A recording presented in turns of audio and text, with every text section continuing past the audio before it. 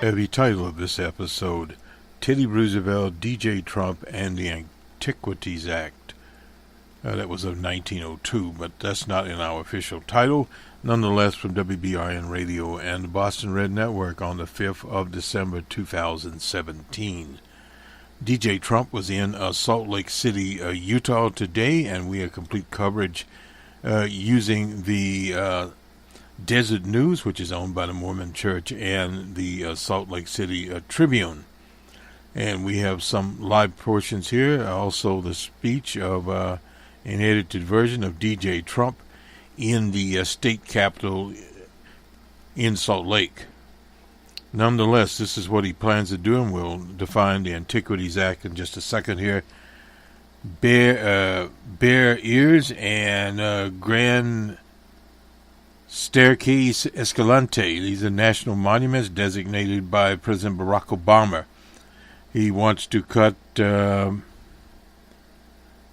ears by 1.1 million acres and 800,000 acres at Grand Staircase-Escalante by presidential proclamation. Let me go to the Antiquities Act so we understand exactly what is going on here and what D.J. Trump is attempting to do.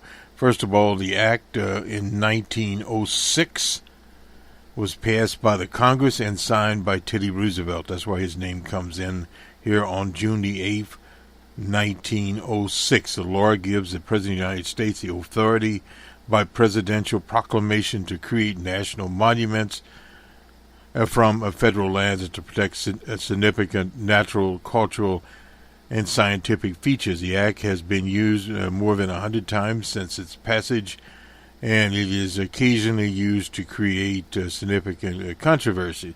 The history of the act: the Antiquities Act resulted from concern about protecting prehistoric Native American ruins and artifacts, which these acts do, collectively termed antiquities, on federal lands in the West as the Chinco Canyon, New Mexico. Removal of artifacts from these lands by private collectors who were known as pot hunters at the time have become a serious problem by the end of the 19th century. In 1902, a congressperson from Iowa named John F. Lucey, who chaired the House Committee on Public Lands, traveled to the Southwest with the rising anthropologist Edgar Lee Hewitt to see for himself the extent of the pot hunters' impact. His findings are supported by exhaustive reports by Professor Hewitt to Congress detailing the archaeological resources of the area and provided the necessary impetus for the passage of legislation on the 26th of April 2017. D.J. Trump signed an executive order directing the review of the land and its uses. The act was intended to allow presidents to set aside certain valuable public natural areas such as parks, conservation lands. The act in 1906 as stated that it was intended for the protection of objects of historical and scientific interest. These areas were given the title of national monuments. It allowed the president to accept private lands for that purpose and aimed to protect all historic and prehistoric sites of the United States federal lands and to prohibit the excavation or destruction of these antiquities. With the act, it could be done much more quickly than through a congressional process of creating a national park.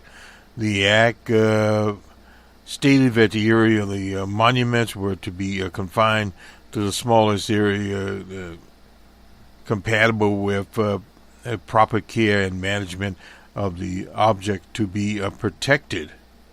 The United States Supreme Court has repeatedly upheld the presidential proclamation under the Antiquities Act, ruling that each time the act had given the president nearly unfettered discretion in the creation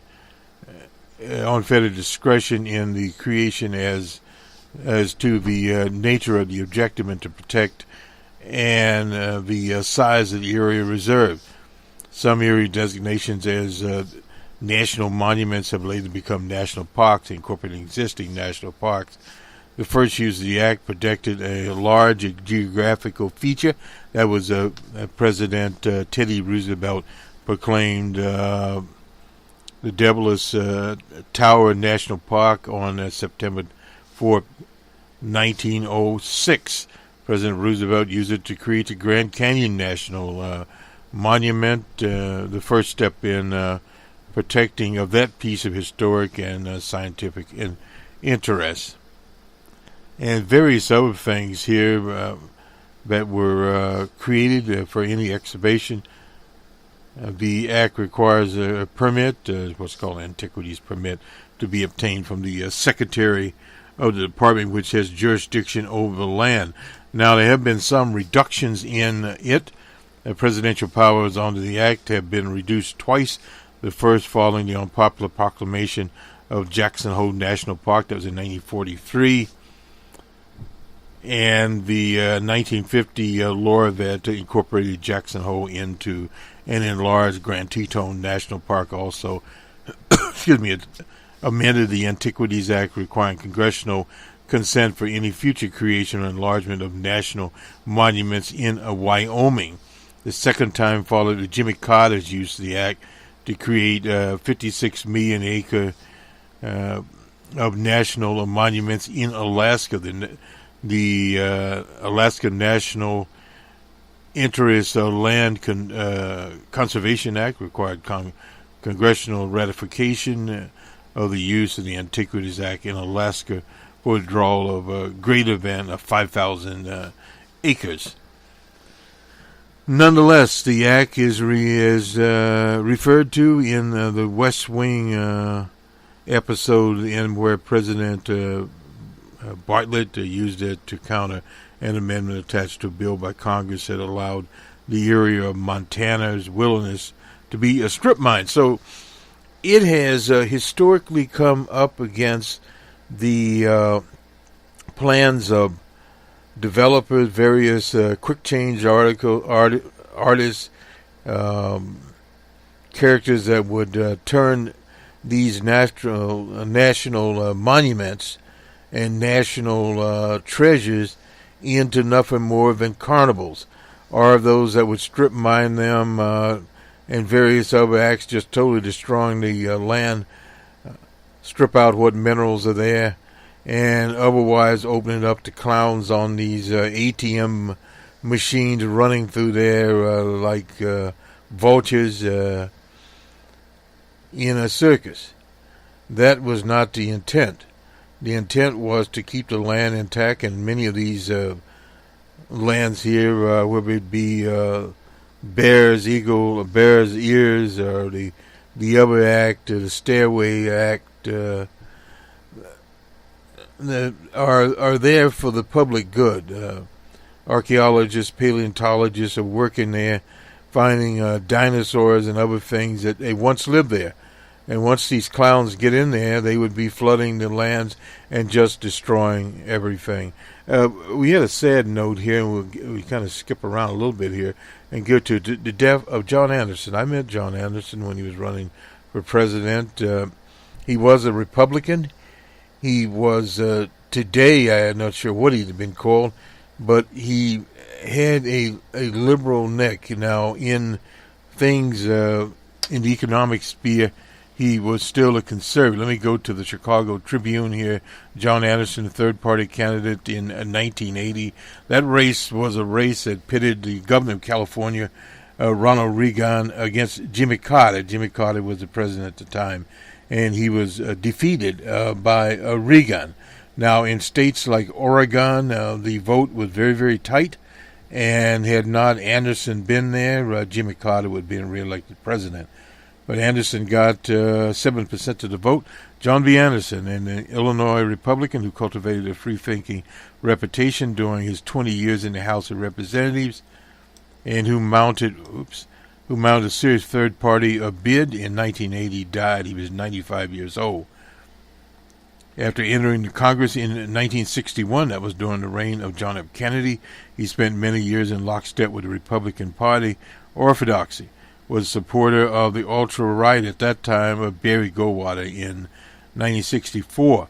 Anderson, who voted against many of Lyndon Johnson's Great Society economic and social programs, gradually came to embrace them as part of his incremental political involvement. He spoke of being deeply moved while attending the funerals of civil rights activists. He began to travel more widely and see the effects of housing discrimination and racism. His signature achievement came in April of 1968, days after rebellion sparked by the assassination of Dr. King tore through Washington. King's funeral and the unrest so close to the Capitol prompted Congress to take up the Fair Housing Act, which is part of the Civil Rights Act of 1968, would prohibit racial discrimination in housing. On the pressure of both parties, Anderson broke with his fellow Republicans on the House Rules Committee and cast a deciding 8 vote to send the legislation to the House floor. During debate, he gave a rousing speech that championed the bill and led to its passage. We're not simply knuckling on the pressure of listening to the voices of unreasonable fear and hysteria. If we seek to do that which we believe in our hearts is right and just, he said on the House floor, I legislate today not out of fear but out of deep concern for the America I love. We do stand at a crossroads. We continue the grandiose slide into an endless cycle of riots and disorder. We cannot begin the slow and painful ascent towards yet distant goals of equality, of opportunity for all Americans, regardless of regardless of race or color. The vote was hailed as Anderson's arrival as a voice in national affairs. He remained a fiscal conservative, but sided with liberals on social issues. He supported the Equal Rights Amendment and freedom of choice on abortion, food stamp programs. He reversed his support for the Vietnam War in the early 70s. His earliest call for Richard Nixon's Tricky Dickie's resignation. He asked the president to spare the nation of one last agony by resigning, which Nixon did a few months later in August of 1974. Remember that day? In 1978, conservative political action committees backed former fundamentalist Minister Don Lyon to challenge Anderson for his House seat. Anderson secured re-election with 58% of the vote. That was in Rock Island, Illinois. I was almost destined to make the decision, which I did in 1980, rather than to continue to fight a local war with right-wing conservatives. I would bring my broader viewpoint on where the Republican Party should be positioned itself as we enter the decade of the 80s. That's what he told the Harvard Law Review in 2002.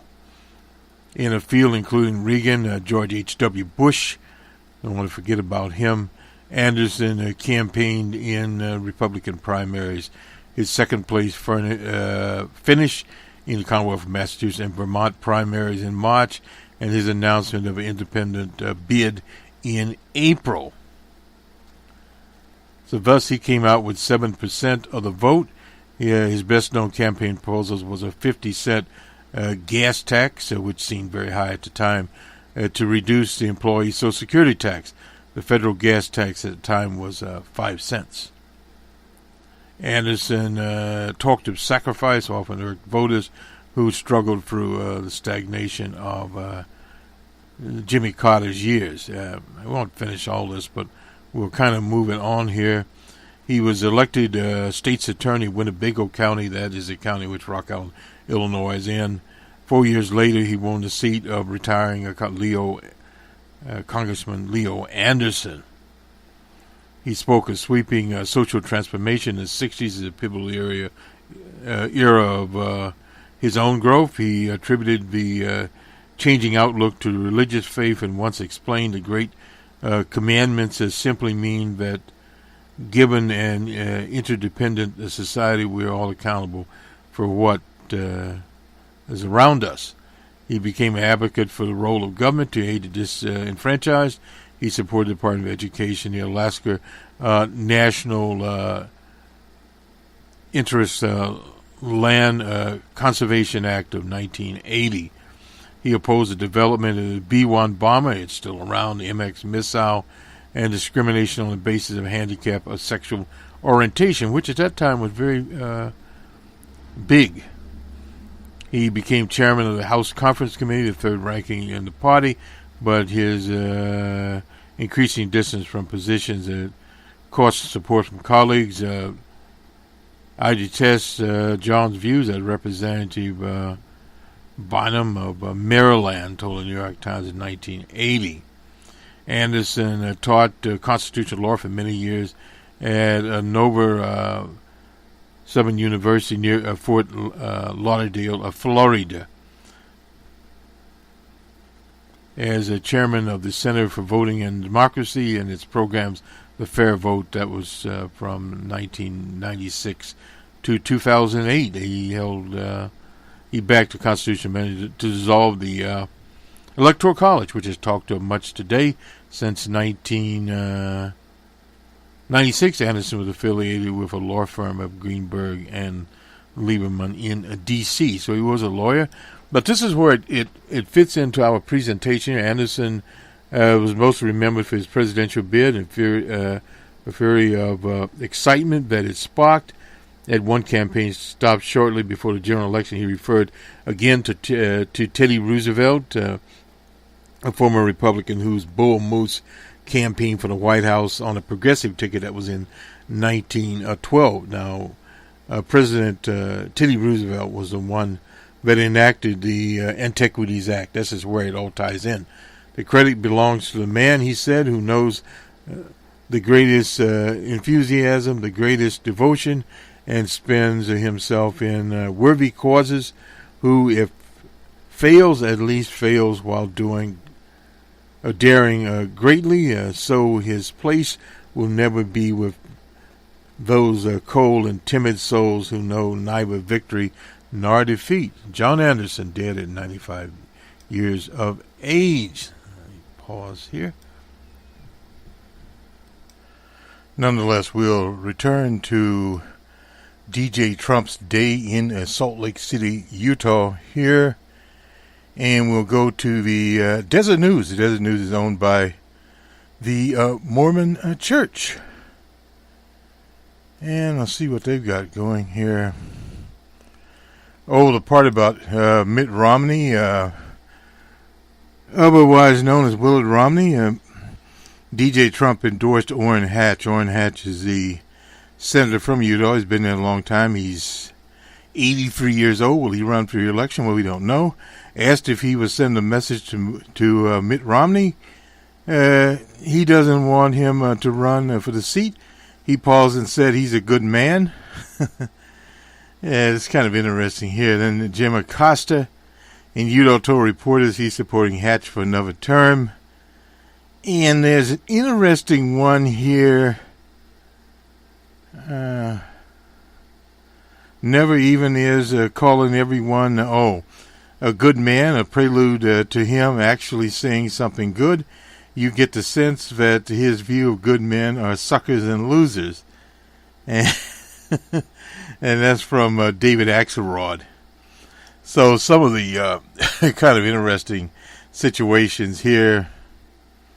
I'm so relieved. I really have missed Christmas. That's from some Utah Mormon demo guy there. It was evidently DJ Trump is now saying Christmas is back. I never know it left. He also toured something called the Welfare Square. That's where the Mormon Church operates. And I want a nice can of tuna fish. Well, typical kinds of things that they give out to people. A lot of carbohydrates usually, and tuna fish in the can. I don't know if they had a turkey in there or not. But anyway, he did speak there, and in our canned part you'll hear DJ Trump speaking. And let me just get over here. This is the Deseret News. And from KSL TV, it says hundreds of protesters greet Trump at the state capitol. Before and after announcing changes to, this is Bears Eagle and Great Staircase-Escalante national monuments. Even after groups split off for the Capitol crowd, marching downtown and squaring off briefly with police in riot gear near State Street and 100 South. Well after Trump had departed, there was no violence. Protests evidently dispensed. Amongst those in the crowd, ahead of Trump's appearance, was a 10-year-old Robin Bond, who stood with a small sign, Kids Speak for Parks. Bond, the fifth grader from Honolulu, said she learned about the importance of preserving natural assets from Dr. Seuss. If we don't protect the environment, bad things will happen, Bond said. That's from a 10-year-old. What President Trump is making me feel really bad and sad. Has become something of a minor media sensation since she formed Kids Speak for Parks. Oh, I see. That's what she does. So anyway, the 10-year-old spoke there. We have just seen a comment period open up for gas and oil leasing right near Bears Ear National Monument. So to say there is no potential extractive industry interest in these lands would be absolutely untrue. That is from, she is from, who is she with? One of the environmental, Sierra Club, and her name is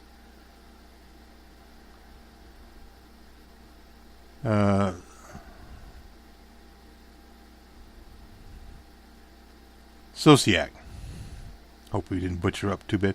Under the Antiquities Act, only Congress has the authority to reduce or eliminate a national monument. That is very, very clear there. So what he's doing is running contrary to that. While the protesters were protesting the Monday announcement, far outnumbered advocates, a small group of people who had signs there celebrating, this is Christensen's the guy's name anyway, was a Trump supporter there. The Southern Utah Wilderness Alliance executive director there, Scott Groney, said Trump's decision to basically reduce the scope of both monuments should insist not just Utahns but residents across the country. There is one of the most extraordinary losses of protected areas we've seen in Utah, and it's also one of the greatest attacks on public lands by any president ever. Mr. Gurani also promised that the decree will not come to fruition. Trump's actions are illegal, and we're joining our environmental organizations and Native American tribes in challenging this action. So they are filing suits. This is from, again, KSL TV out of Salt Lake, Utah. And again from the Desert News, a Native American Tribe Coalition to sue Trump on Bears Ears. A collection of 5 tribes: the Hopi, the Navajo Nation, the Ute, the Pueblos of Zuni, and Ute Indians claim Trump has no legal authority to shrink Bears Ears designation. What transpired today is just hard for me to comprehend. That is from Joseph Nees, a vice president of Navajo Nation, said during a news conference Monday, shaking his head. It's just another slap in the face for a lot of us. We have pictures down there. We are not going to allow it to happen, Nees said. That's N-E-Z. We are ready to fight. We are a resilient people. We are strong, and we'll see Trump in court. Ethel Branch, the Attorney General of Navajo Nation, called Trump's proclamation a tremendous affront to tribal sovereignty and said he overstepped his authority to do it. Branch said that the suit is expected to be filed in either Utah District Court or in Washington, D.C. District Court. The D.C. would be more than likely the appropriate place to have it. When our team finalized the language, a lot of Native action is done in the D.C. courts because the short walk to the District Court of Appeals, called the Second Supreme Court. The suit will argue there is nothing in the Antiquities Act of 1906 that allows the president to modify. That is true. We just read you the act earlier there. Sean Kaposi, I suppose that's how you do.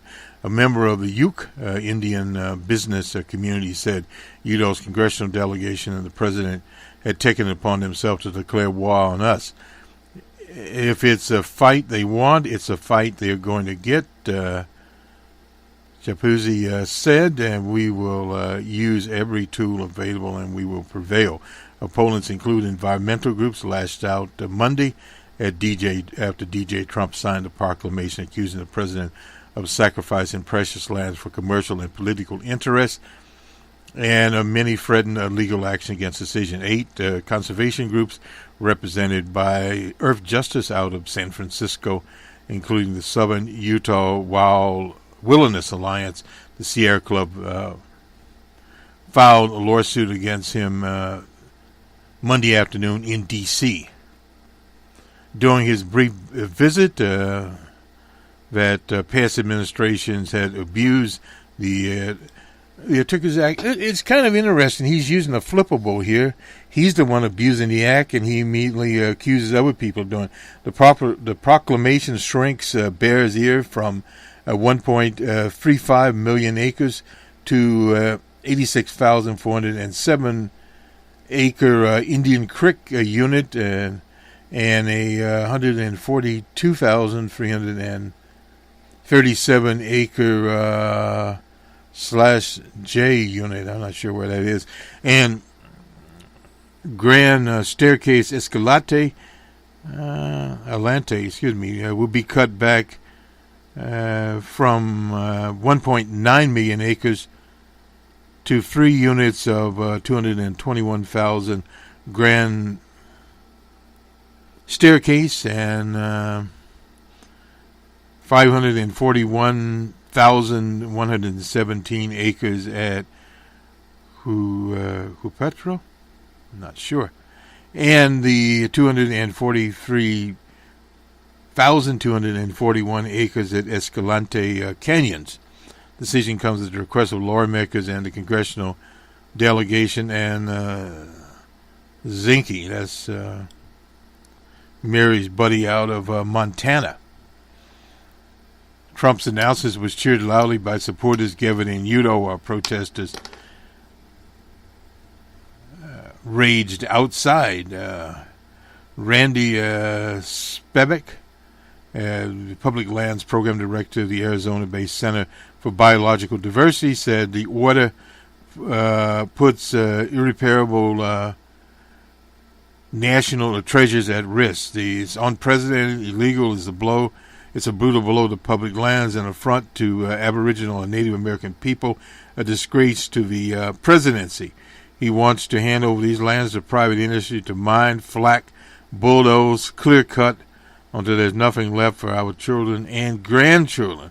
The New York-based Natural Resource Defense Council defended former President Barack Obama and Bill Clinton using the Antiquities Act to protect the area.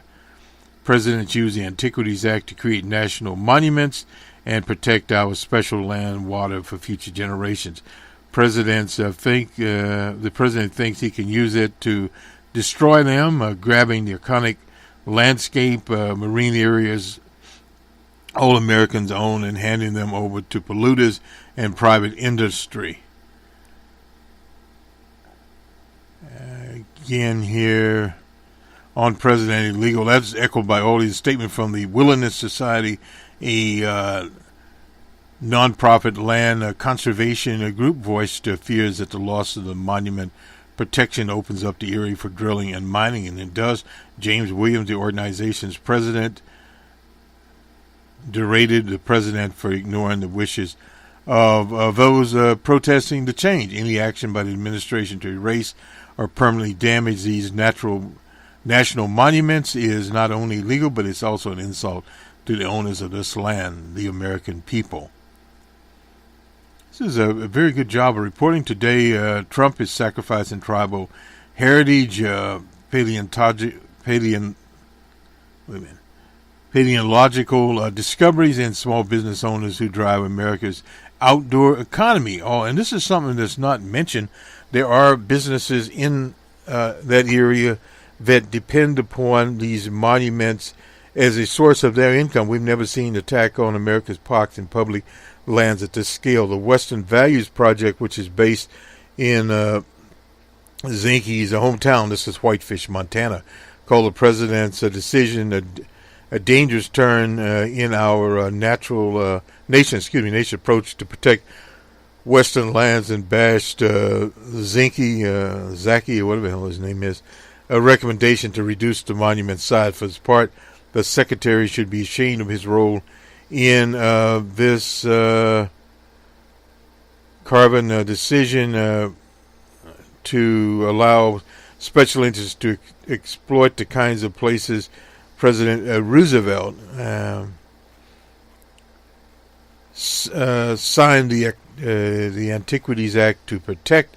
That is from Chris Sager, the executive director. Unfortunately, legal experts overwhelmingly agree that the undoing of this protection is unlawful and will not stand. Now, a lot of this will depend if it will reach the Supreme Court and how the conservatives interpret it. There's nothing more than political score setting for an administration that doesn't seem to comprehend. They do comprehend it. That's the problem. The extraordinary value these lands hold for Native American communities and all Americans. The elimination of these national treasuries is beyond belief. That is Brian Cyber. He's executive director of the Conservation Land Foundation. They got everyone in here. Tom Perez, chair of the Democratic National Committee, I guess he called the president's decision appalling, overreaching his authority. The same term that DJ Trump talked about Washington bureaucrats. From newly elected John Curtis.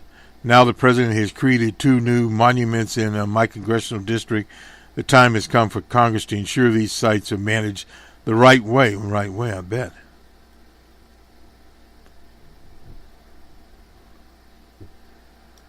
Rob Bishop, he's chair of the House Committee on Natural Resources, called the proclamation the first step towards protecting precious areas while respecting the people who live there. Well, yeah, that's a joke. DJ Trump and the Secretary Zinke have found a balance. Oh boy, this is too much. That's the Attorney General of Utah. Let's see. Evelyn Everton, Director of Americans for Prosperity, in the state, called the action a victory for Utahns, a victory for, it had nothing to do with Utahns. Over $80 billion of maintenance work needed on the federal lands managed by federal agencies. The federal government has proven to be a poor caretaker. Oh boy, this is terrible.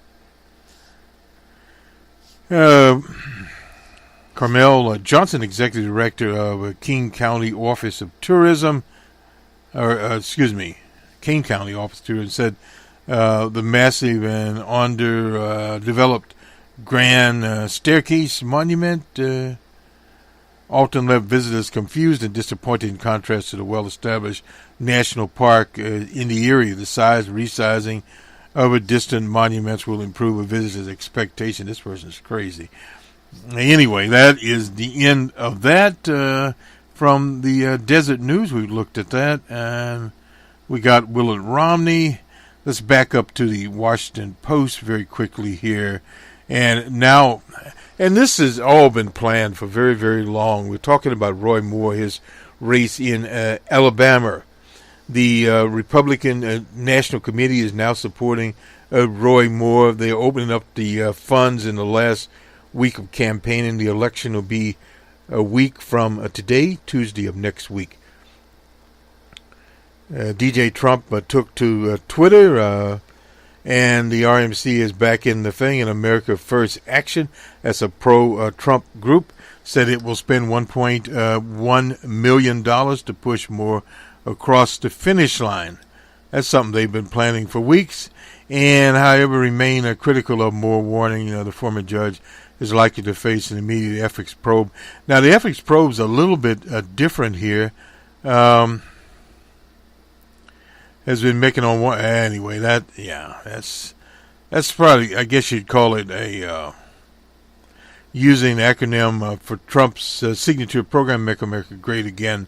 I look forward to fighting alongside the president. That's him, evidently. Mr. Moore, Judge Moore there. We need a vote to stop illegal immigration, and we went over this before. Won't even. Has come the same day the RMC reversed itself, returned to Alabama to support Moore on Capitol Hill. Remains frosty, but that doesn't really matter. They are not going to throw Moore out if the people elect him. None of us get to vote who the senators in Alabama are, just Alabama voters, no doubt about that. Old man McConnell, Republican, also explore ways to try to elect another candidate, either write-in. All that fell apart. It was not really sincere.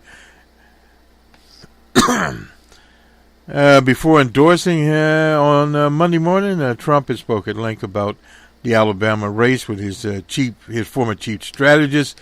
That's Mr. Brennan of alt-right or alt-white or whatever you want to call it.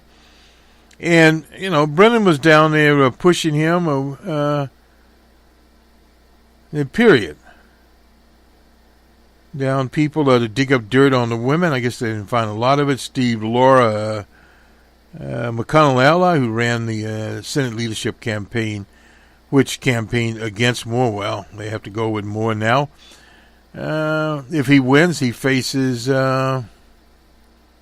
scrutiny from the Senate Select Ethics Committee, a secretive body. It has 3 Democrats, 3 Republicans on it. How much they'll push this, who knows? And this Washington Post poll here, this is where it had, Moore with 50 to 43 for Wimpy Jones, as he's now calling him. Margin of error there, so in other words, it would have been basically a toss-up program. We'll get to it in a minute here. After a campaign event in his hometown of Fairfield, Alabama, Jones, who is trying to win over Republicans considering crossover about that, he said he's ignoring it. People call me names and focus on his own race. Well, that's a good thing for Moore to do. For Jones to do is focus on his own there.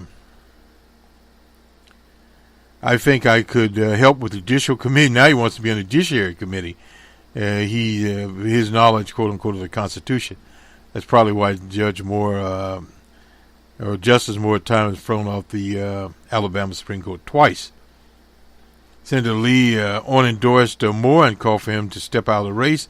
Nothing has changed. Any new issues would be premature at this point, Lee spokesman said. Small group of conservative senators known for bucking McConnell include Lee and Lion Ted Cruz. Well, I guess Moore will join them.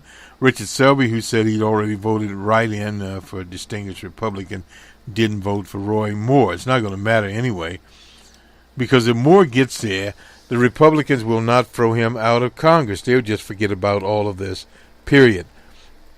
A little one-liner here. One of the president's lawyers said the president can't obstruct justice. Excuse me. Alan Dershowitz is one of the people behind this scheme that the president can't obstruct justice because he's chief law enforcement officer. As in Article 2, has a right to express his views.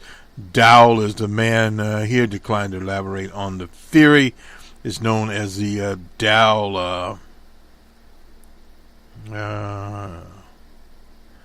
Dershowitz defense, dismissed by other legal scholars as a bunch of hooey. Some scholars, however, support Dowell's claim. Alan Dershowitz, Harvard professor, I thought he was retired, was on the Fox News channel. He's went very far to the right ever since the O.J. Case was appearing on Fox and Friends as a pro-Trump morning program. The president watches, tweeted a must-watch. Legal scholar Alan Dershowitz was just on Fox and Friends, telling what is going on with respect to the greatest witch hunt in American history. He wrote a column in the Washington Examiner, another right-wing newspaper here. So we'll see where all of that goes. That's almost like they have another scheme out here where they're saying one of the women involved in one of the Trump groping affairs, at least she alleges that, has filed a lawsuit in New York State. That's always a decision whether to go to federal court or to go to state court. In New York, I suppose the attorneys think there is a better chance of succeeding in New York State. But the Trump people are saying, and comparing it with the Paula Jones lawsuit, Paula Jones was a federal lawsuit, that it should only be filed in the federal court, a jurisdictional question. Of course, there it's pretty easy. We've done this hundreds of times. It's just to file a motion to remove to federal court, and you pay your fees, etc., and skip off to federal court. Finishing this up, this is from the Washington Post. Move to shrink Bears' ears and Grand Staircase-Escalante monuments by 1.1 million and 800,000 acres, respectively. And we already talked about the 1906 Act and Teddy Roosevelt. Trump is calling this overreaching. That has been a code word for regulations that are common sense and have been in place, many of them, for many years. This is 1906. Over 100 years there, 110, 111 years that this act has been there, and it's progressed along. Presidents have used it from Teddy Roosevelt to G.W. Bush, Bill Clinton, Barack Obama. So all of these people have used it to declare lands to be preserved, not to undo them. As many things have been reversed in this administration, a plot to try to steal these Western lands for oil developers, shell developers, and that's the drilling part of the action, hunters, ATM slime, and I mean just a bunch of other people. Let's do the sports and we'll conclude our program here. We're running a little bit over. The NBA scores from Monday night, the 4th of December. The Magic were at the Hornets. Hornets 104-94. The Knicks were at the Pacers in Indiana. Pacers 115-97. The Suns were in the city of brotherly love, Philadelphia. Suns 115-105 for the 76ers.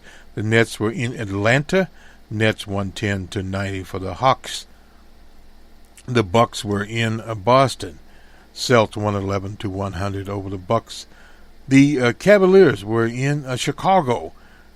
Cleveland 113-91 over the Bulls. The T-Wolves were in Toronto. The Grizzlies 95-92. The Warriors were at the Pelicans in the Big Easy. Warriors 125-115. And the Nuggets were in Dallas. Mavericks 122-105. The Pistons were in San Antonio. Spurs 96-93. And finally, the Wizards of Washington were at the Jazz. Jazz 116-69. So that does it for them. And let's take a real quick look at is there anything new in college basketball. There is not, other than Jumbo has moved on, departs, a loss for Florida State. This is Jumbo Fisher. He's moved on to Texas A&M. What that means, nobody knows. Heisman hopefuls present their case. Love, Lamar Jackson, and Baker Mayfield are the finalists for the 2017 Heisman, with Mayfield, listed as the overwhelming favorite. Haven't really been keeping up on the Heisman this year, but we'll take a quick look at Mr. Merrifield. And back here, we kind of keep up on that. How Nebraska convinced a hesitant Scott Frost to come back home, I suppose. Well, now if they get a football team, they'll be in preseason power rankings. Bama makes the top 4. We'll take a quick look at that, and we'll get to Baker Mayfield. And did I say Merrifield? Mayfield. Anyway, Bama is in it, I guess. Yeah. Clemson, Georgia, Oklahoma solidified themselves in the top 3. Through that order debut, UCLA ended up frustrated. Welcome to CSL. With a Pac-10 season. Oh, well.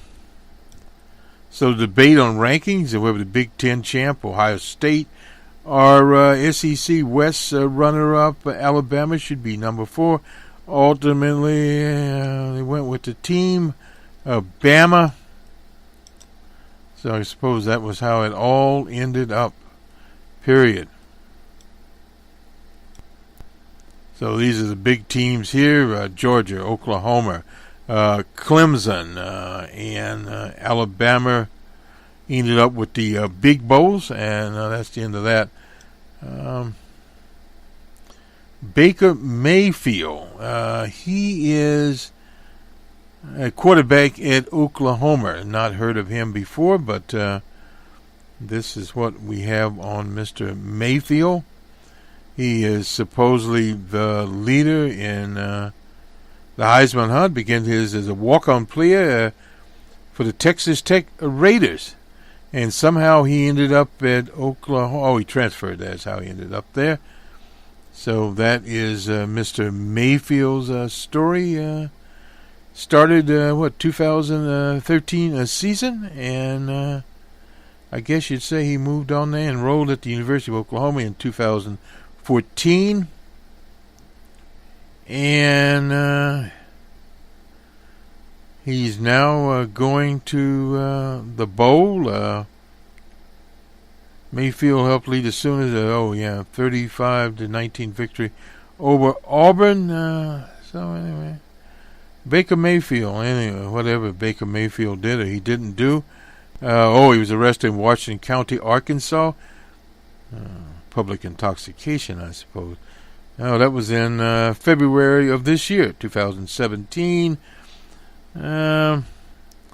Is unable to walk straight. Oh, boy.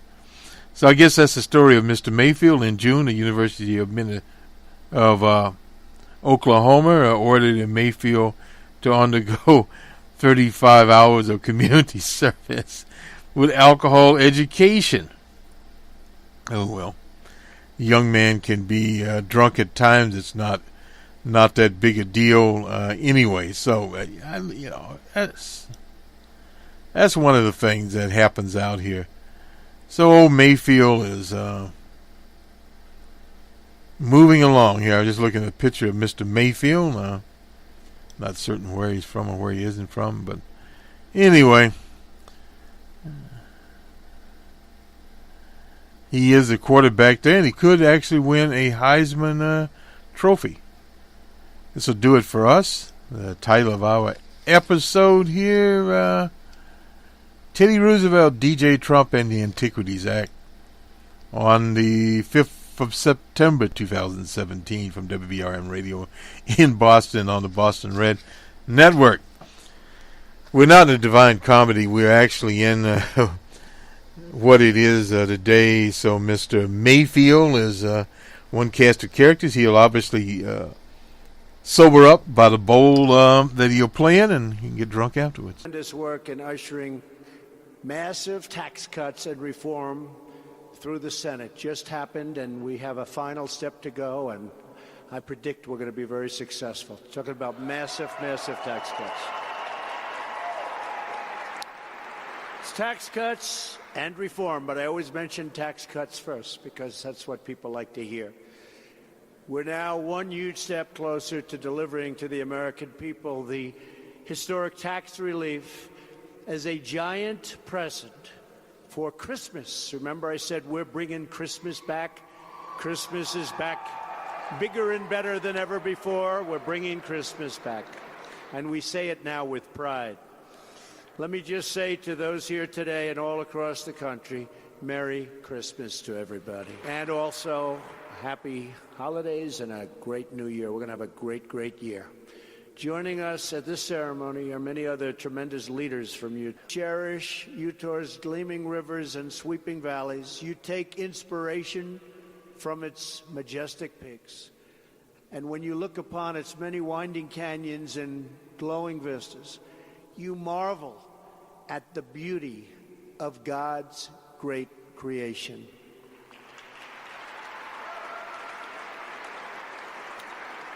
And that is why I'm here today.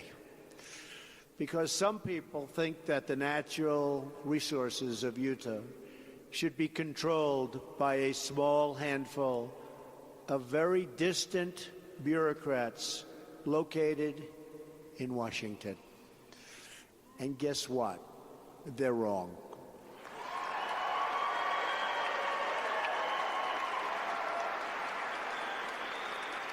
The families and communities of Utah know and love this land the best, and you know the best how to take care of your land. You know how to protect it. And you know best how to conserve this land for many, many generations to come. Your timeless bond with the outdoors should not be replaced with the whims of regulators thousands and thousands of miles away. They don't know your land, and truly, they don't care for your land like you do. But from now on, that won't matter. I've come to Utah to take a very historic action, to reverse federal overreach and restore the rights of this land to your citizens. But before I began, because I understood how big it is, I'm a real estate developer. When they start talking about millions of acres, I say it again?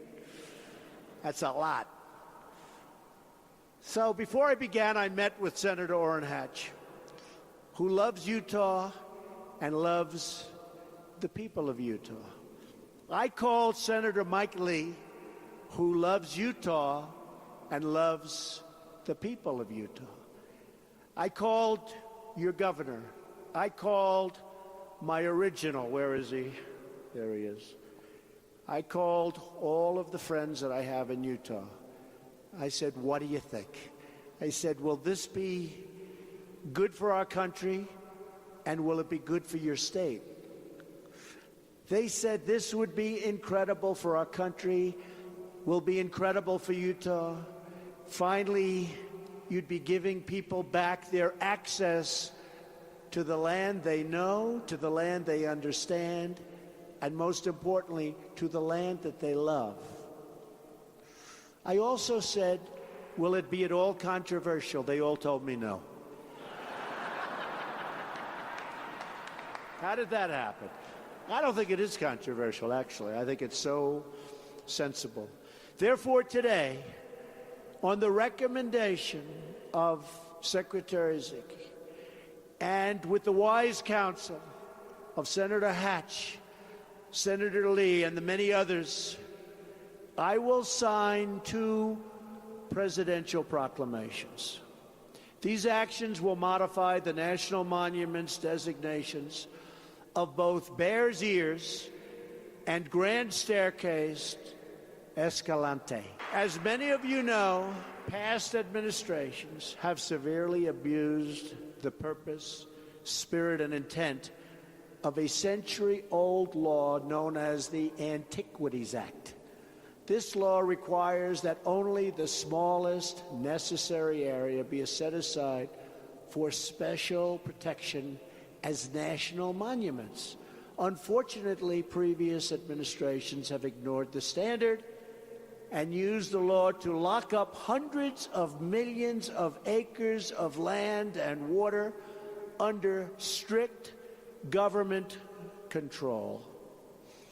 These abuses of the Antiquities Act give enormous power to faraway bureaucrats at the expense of the people who actually live here, work here, and make this place their home. This is where they raise their children. This is the place they love. For example, the previous administration designated more than 500 million acres of land and water, including Bears Ears. It did so over the loud objections of the people of this state and their elected representatives. Governor, right? The results have been very sad and very predictable. Here and in other affected states, we have seen harmful and unnecessary restrictions on hunting, ranching, and responsible economic development. We have seen grazing restrictions prevent ranching families from passing their businesses and beloved heritage on to the children that they love. We've seen many rural families stopped from enjoying their outdoor activities, and the fact that they've done it all their lives made no difference to the bureaucrats in Washington. We have seen needed improvements like infrastructure upgrades and road maintenance impeded and foreclosed. We have seen how this tragic federal overreach prevents many Native Americans from having their rightful voice over the sacred land where they practice their most important ancestral and religious traditions. These abuses of the Antiquities Act have not just threatened your local economies, they've threatened your very way of life. They've threatened your hearts. Our precious national treasures must be protected, and they, from now on, will be protected. Under my administration, we will advance that protection through a truly representative process, one that listens to the local communities, that knows the land the best, and that cherishes the land the most. With the action I'm taking today, we will not only give back your voice over the use of this land, we will also restore your access and your enjoyment. Public lands will once again be for public use. Because we know that people who are free to use their land and enjoy their land are the people most determined to conserve their land.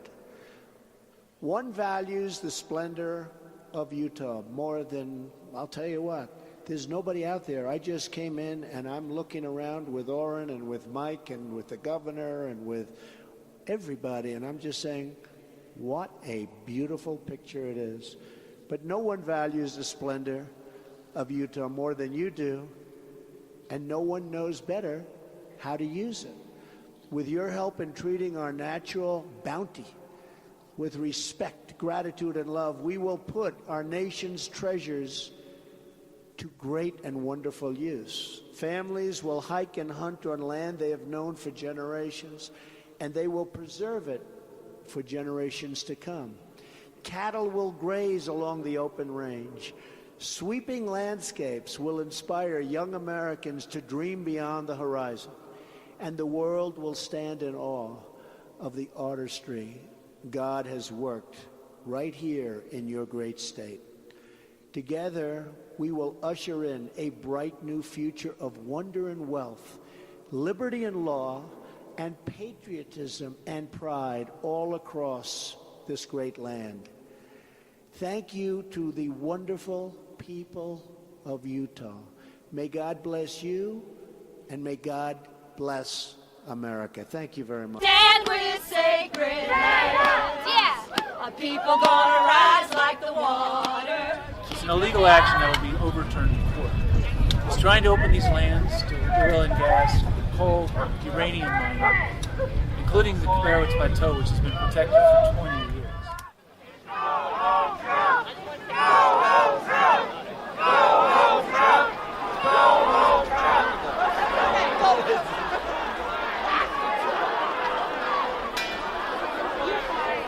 what brought me out is just a general distaste for everything that Trump's doing. It was just adding one more log to the fire, and I just didn't want to. These actions will modify the national monuments designations of both Bears Ears and Grand Staircase-Escalante. I came out here today because I'm a mother of 4, and I'm ever increasingly worried what's happening to this country. I know everyone has their own political beliefs. I actually believe Trump cares about America and will do the things that I actually care about. If there was any chance he could see me today to support him, I would have been more than happy. Would have made my day.